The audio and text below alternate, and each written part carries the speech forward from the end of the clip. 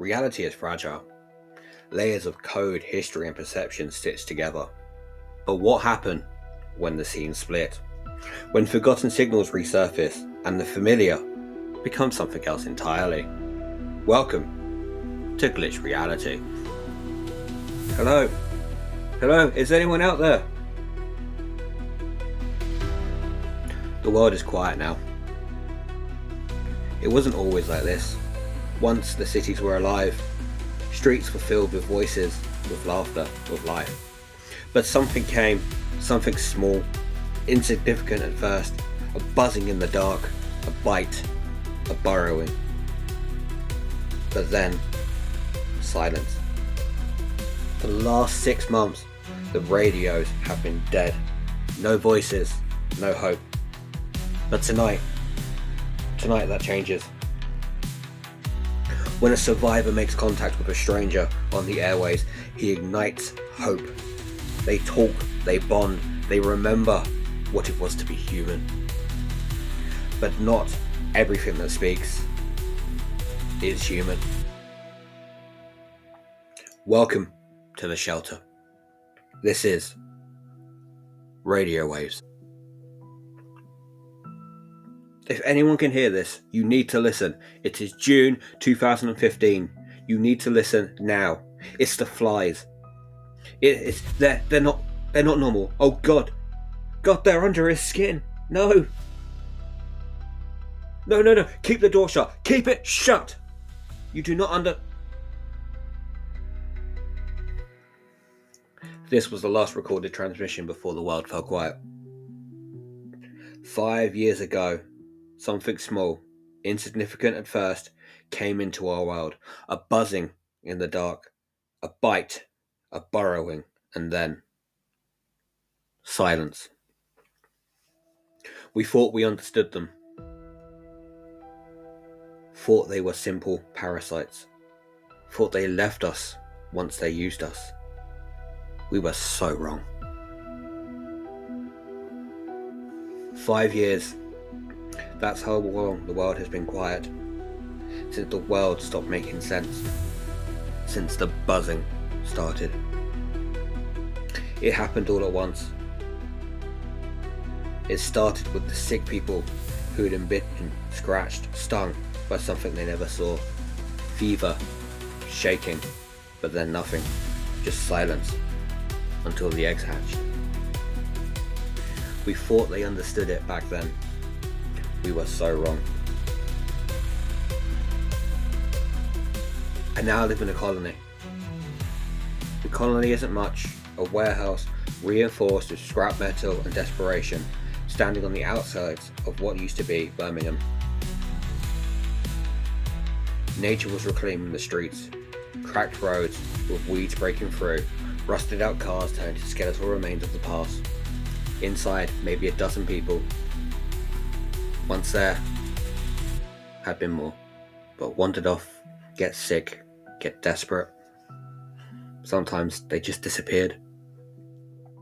Our leader, if you could call her that, was Mara, a woman who had seen too much but just kept going forward. Scarred hands, a sharp voice, and tired eyes. She was the one who made sure we didn't all fall apart. Radio duty! Who's taking it? Nobody moved. The radio had been silent for 6 months. Sitting there, staring at static, listening to dead air. It was like talking to ghosts. The longer you sat, the more you felt like maybe the world was really empty. Come on, someone has to do it. Jonah, a young man, with a face too thin for his age, sighed and raised a hand. Fine, but if I hear nothing again, I am done. He walked over to the corner of the room where the old radio sat, a tangled mess of wires, switches, and fading hope. He flicked the switches, and the familiar hiss of a static filled the room. But no one spoke. Then you have Elias, sat apart from others, staring at the crumbling walls. He used to believe in the colony, used to believe that people could rebuild, but now he wasn't sure there was anything left to rebuild. It had been weeks since he had last spoken. more than a few words, with his mind drifted back to the early days of the outbreak, when he still had friends, when he still had anything. I should have died with them. He remembered Jonah and Mara dragging him back from the bridge 2 nights ago, when the weight of the silence had finally been too much. You people think you're the only ones who lost. We're all lost here. We have to keep going. But why? Elias didn't answer. And then, as if the world wanted to mock his force, the radio cracked to life. Anyone out there? Did you hear that? Say something, now! Jonah's hand shook as he pressed the transmitter button. Hello? Who is it? A pause. Then the voice returned, stronger this time. Oh my god, thank God, you're real! The survivors exchanged look, shock, disbelief. Who are you? Out west, small town. I thought I was alone. A lie, maybe, but in the moment, none of them cared. I haven't heard another voice in 6 months. Neither have we. The radio hummed, filling the silence between them. Outside in the dying world, the wind carried a familiar faint sound, a buzzing, just barely noticeable.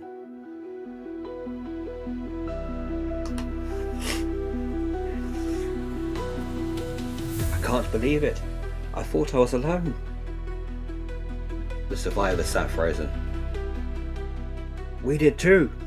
Who are you? Where did you say you were? West. Small town, middle of nowhere. Used to be about 20 of us, but now, just me. Mara and Jonah glanced at each other. Elias still had seated in the shadows, felt something tightening in his chest. Hope was a dangerous thing. What happened to the others? Raiders? Starvation? Some got sick, some just left, some just didn't come back. It was a familiar story. Too familiar. Elias listened carefully.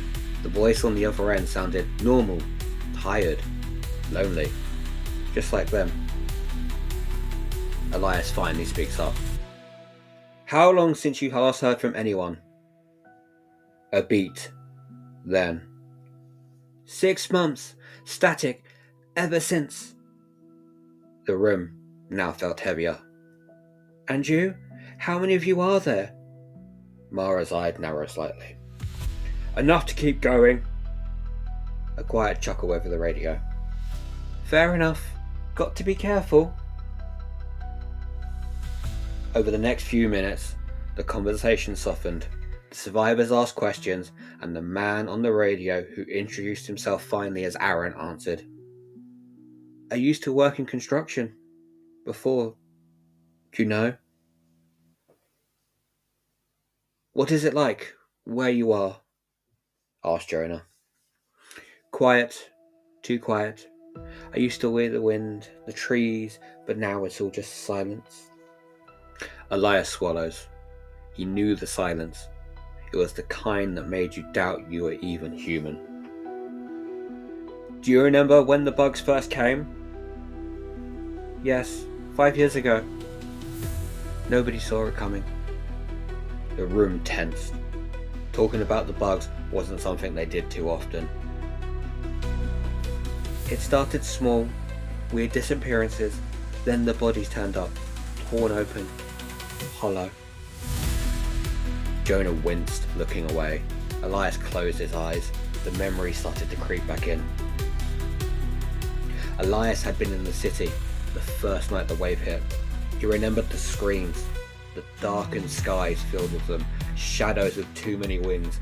People ran, but the bugs were too fast.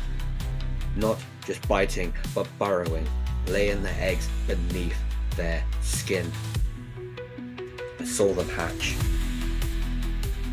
Bodies convulsing, splitting open from the inside, the things that came crawling out, stretched, wet wings for the first time. I saw it too, Elias snapped out. What? The way they came out, it never leaves you. Jonah shuddered, his fingers tightening around his sleeves. You know what's worse? We thought we had them figured out. We only thought we needed them for eggs, but I don't think that's true anymore. There was silence. Mara jumps in. What do you mean? I've been watching them. They're changing. Evolving. They're learning. The survivors sat in silence, processing what Aaron had just said.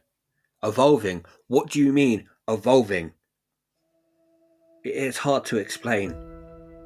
You ever feel like you're being watched, even when you're alone? A cold chill settled over the room. All the time, says Elias. That's the thing. You're not. They used to come at night, quick, brutal, but they don't attack anymore. They just linger, observe, like they're waiting for something. Elias shifted uncomfortably, the weight of Aaron's words now pressing down on him. I used to only think they needed us to breed. That once they laid their eggs, we were nothing but husk. But then... Aaron, what? What happened? I saw one. Take its time. Take its time? Yeah. I was hiding, watching from the crack in the wall. It had a guy, half dead, body turn open, but it was still breathing. Jonah now closed his eyes, shaking his head. He did not want to hear this. But instead of leaving him, it just stayed. Its legs moved over its throat, its wings twitching like it was figuring something out. Then it did something I had never seen before. What? What did it do? It reached into him, not with its mouth, but with something else. Its body shifted, like it was adjusting. Then the guy, he started talking. Talking? Yeah, at first, I thought he was still alive. But it wasn't him anymore. The room went dead silent. His voice was wrong, hollow, and then I realized it was using him. Using him? Like a puppet, it was still inside him, working his vocal cords, moving his mouth, talking. Bullshit! Exclaims Jonah. It's not, I promise. They don't just use us to breed anymore. They figured out something much worse. What? They don't need us to kill. They need us to talk. They can wear us. Elias felt sick. The others looked just as shaken. You actually saw this? Yes. And I ran before it could see me. Great. So now we can just chat with us before they rip us open. I don't think it's that simple. I've been hearing things at night. Voices. They sound human. But they're not. What do you mean? It's like they're practicing. Jonah now gritting his teeth, rubbing his temple. So what? We just don't talk to anyone anymore now? Maybe. Have you ever wondered if they're listening right now? Because I do. The survivors sat hunched over, the dim glow of their lanterns casting long shadows on their crumbling walls. The weight of Aaron's words still lingered in the air, in the stale air. Elias. Alright, let's call this a night. You sure? Yes, we'll pick this up in the morning, as Elias nods his head. Jonah, looking pale, was the first to leave, rubbing his eyes as he mumbled something about needing sleep.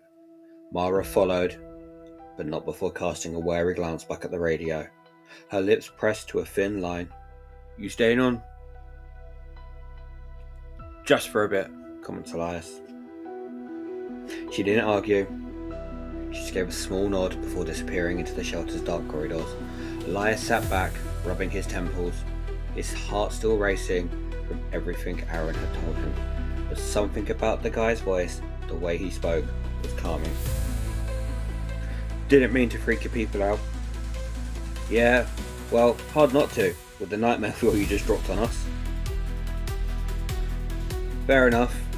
Guess we don't get to talk about normal shit much, huh? Not really. It's all who's dead, what's running low, how long before we starve. Man, remember when my biggest problem was paying rent? Shit, I would love to have a landlord breathing down my neck again. They both chuckle, the first genuine moment of levity in weeks. So Elias, what did you do before? I was a mechanic. Spent my days covered in grease, cursing at carburetors. Sounds about right. I was in construction, built houses, not any of them are standing anymore. Yeah, kinda makes me wonder. Why did we even bother? Nah man, I get it.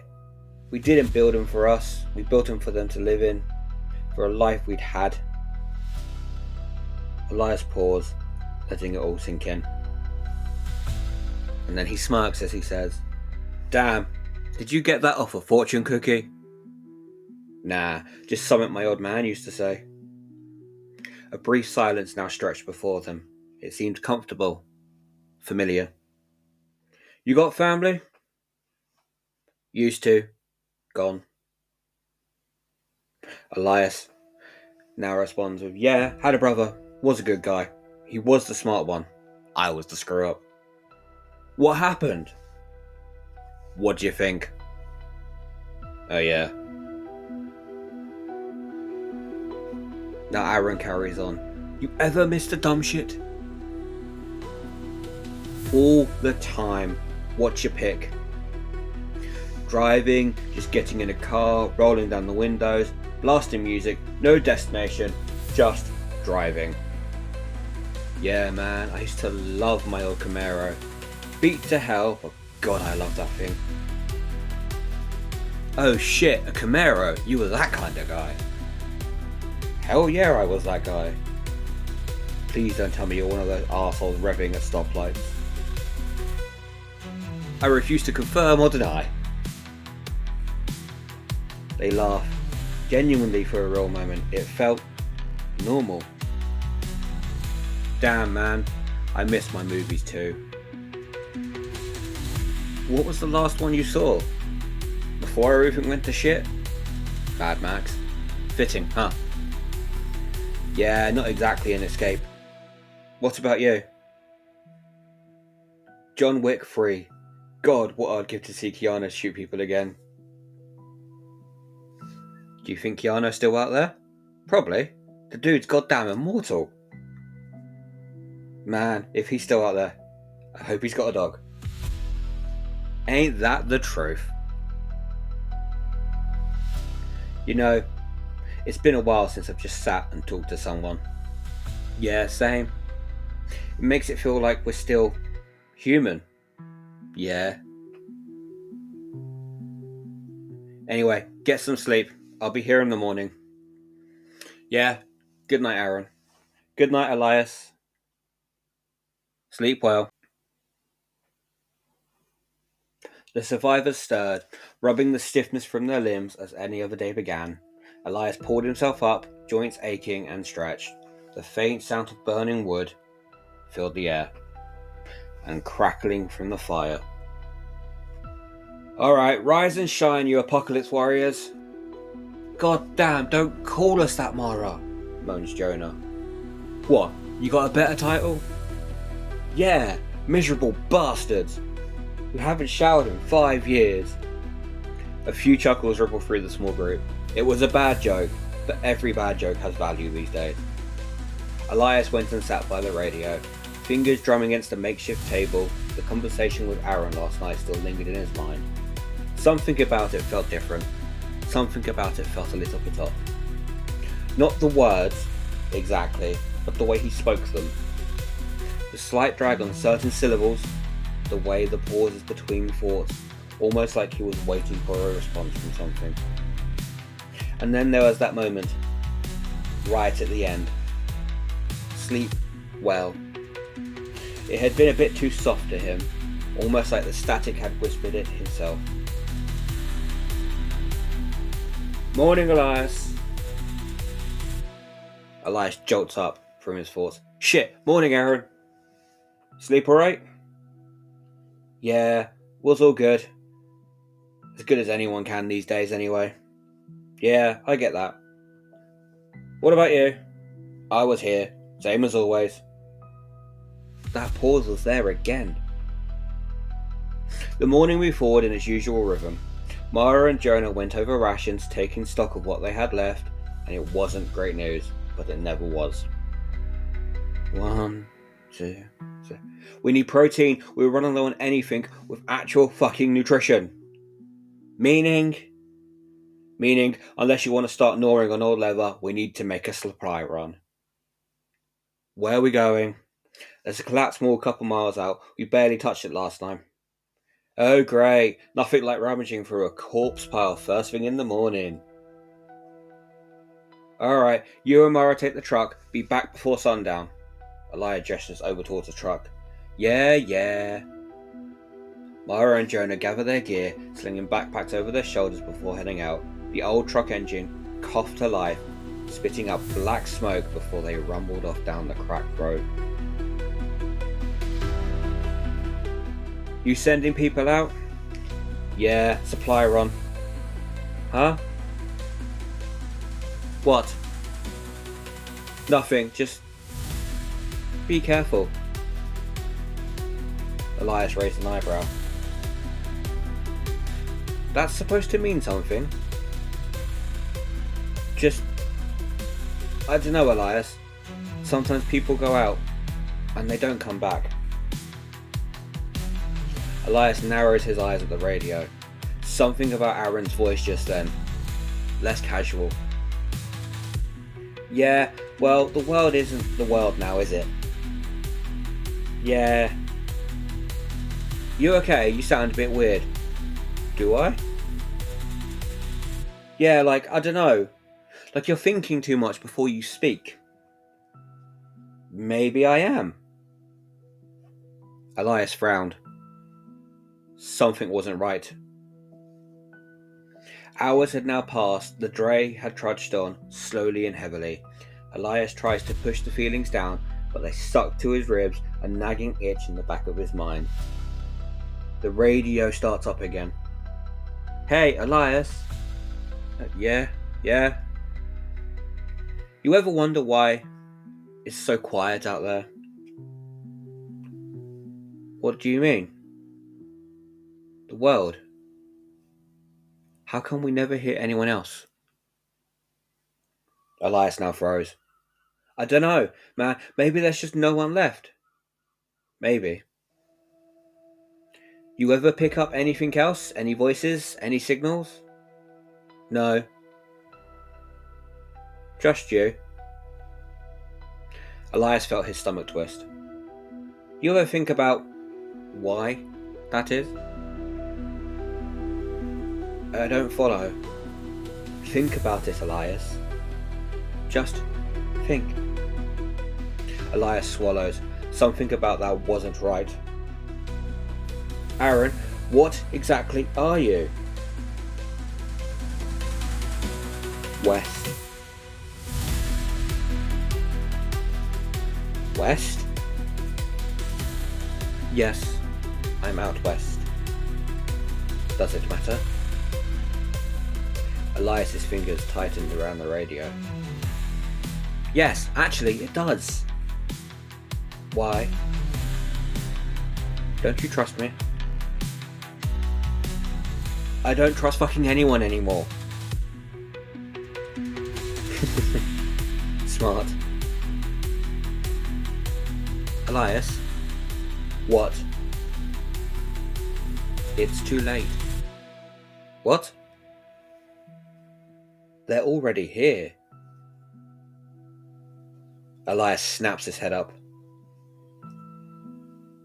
He hears Amara screaming coming from the radio. Help! Help! There!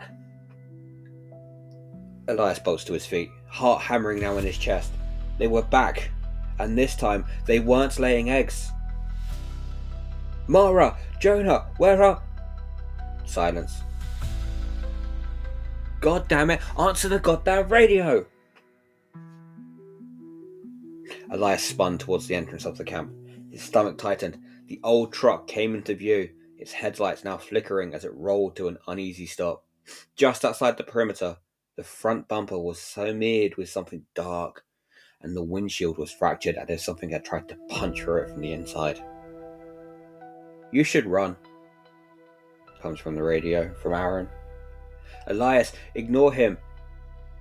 Already sprinting towards the truck. Mara! Jonah! Mara stumbles out first, hands clutching her stomach. She collapses onto her knees, gasping, her entire body trembling. Elias reaches in towards her. In seconds, she drops to her knees beside her. Mara, what's happened? Where's Jonah? Her eyes met his, the dilated with terror. Something inside me. Elias's blood now ran cold. But then he heard movement from the cabin of the car. Jonah had moved. He had been slumped over in the driver's seat, and now his body twitched violently, his arms jerking at unnatural angles. Jonah? Jonah's back arched, his jaw unhinged and stretching too far. A wet gurgling sound came from his throat, then his stomach convulsed, bulging outwards as if something was inside him. Oh God, no, no, no! Jonah's chest cavity suddenly split open with a sickening rip, his ribcage snapping apart like a bursting cocoon. And then they came out. A black, glistening mass of insect poured from gaping holes in his body. Their slick, segmented bodies wriggled free, their long, spindly legs unfurling as they spilled out onto the ground in a chittering swarm. Jesus Christ! The flies were now back. They were bigger. They were different. Not just parasites anymore. They had grown, their torsos elongated, their thin needly appendages twitching like skeletal fingers. And their eyes, not like just before, not just like insectoid instinct, they held recognition. They were watching him. The radio springs to life. Told you. More concerning, Mara started screaming, bending over, holding her own stomach. Eli, it hurts. Her hands clutching at her midsection, nails tearing through the fabric at her skin. Her veins were blackening, pulsing at the things that were now crawling upward, crawling inside. Elias grabs her shoulders, trying to hold her together, but there was nothing to hold. Her skin was stretching, dissecting like a balloon ready to burst. Then, her throat split open from the inside. Elias jerks back at the cluster of winged appendages bursting from her mouth, her jaw cracking apart as the larva wriggled free, drenched in blood and bile. Mara? She's not Mara anymore. Elias scrambles back as Mara's twitching body rose, but not at her own will.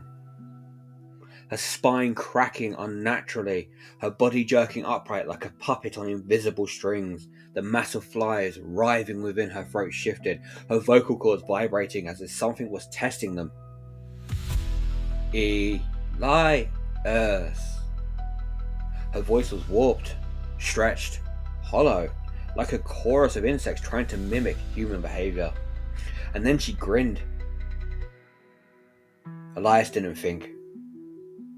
Elias ran. But the radio strings to life again, and Aaron is still there. It's over, Elias. We will always find you in the end. Go to hell! Already there, friend. Already there.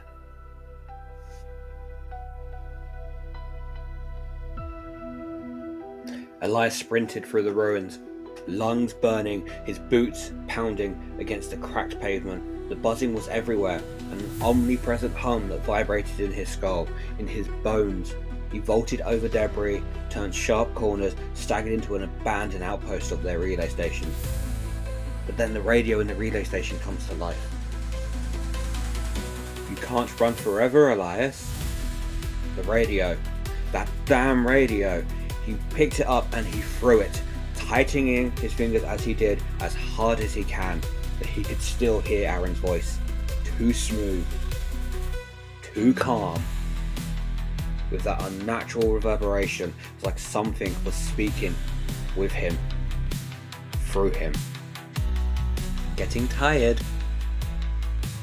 Elias grits his teeth. Without thinking, he hurls the radio against the wall again. It shatters on impact, pieces and plastic and circuitry scattering across the floor. Oh, but that won't help. The voice didn't stop. Elias's breath has now hitched. Something was in the room with him. Turn around, Elias. Elias didn't want to, but he did. And there he was. In front of him. Or whatever it was in front of him. Aaron, or what was left of him, stood in the dim light, his silhouette human but not human. His skin was no longer skin, it was stretched too thin, slick with oil sheen, the surface rippling as if something was underneath it, consistently moving. His arms were elongated, the fingers too many, twitching in slow, deliberate movements, each joint bending the wrong way. His legs had split mid-thigh, creating a second set, giving him a quadrupedal stance. But when he shifted, his limbs, they realigned, allowing him to stand upright once again, like something had not quite decided how human it wanted to be. See, I told you. We adapted. The sound came from within him, a wet resonance, like his lungs had become a hive of words, and they were being formed by thousands of buzzing wings vibrating in unison. His eyes, no, not eyes, but deep pulsating circular clusters of fly-like lenses shifted focus entirely now on Elias. Why do you fight it? We survive, Elias. We evolve. Elias staggers backwards, his mind screaming at him to run, but there is nowhere to run. Aaron now has a sickening smile on his face. You were always alone, weren't you? Always wanting for the world to end.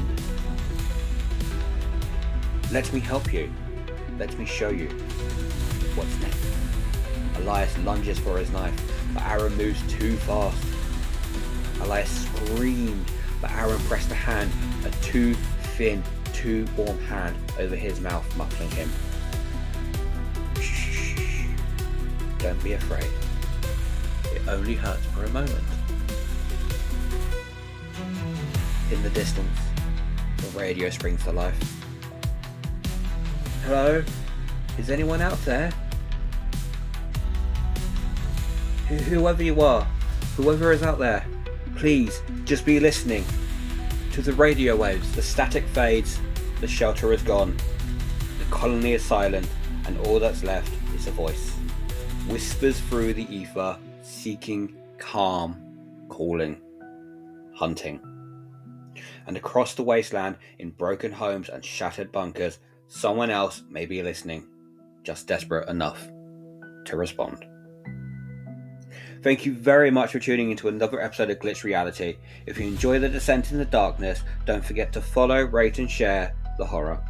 New stories drop every week, so you can keep coming back for more tales that bend reality, twist your mind, and crawl under your skin. Please keep your submissions coming in for episode 15, which is my user submitted episodes, so I can keep the horror coming. And as always, just remember to always keep your eye on the glitch, because sometimes the glitch is real.